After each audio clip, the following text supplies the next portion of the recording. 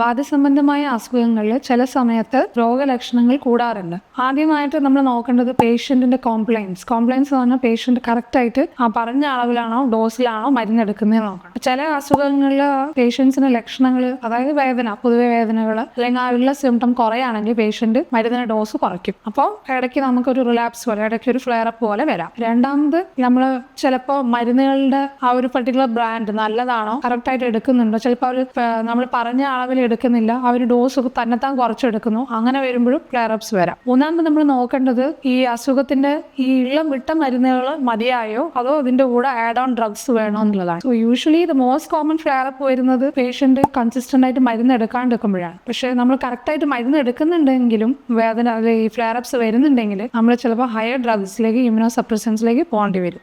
അപ്പോയിന്റ്മെന്റിനായി 730-682-1981 എന്ന മൊബൈൽ നമ്പറിൽ ബന്ധപ്പെടുക.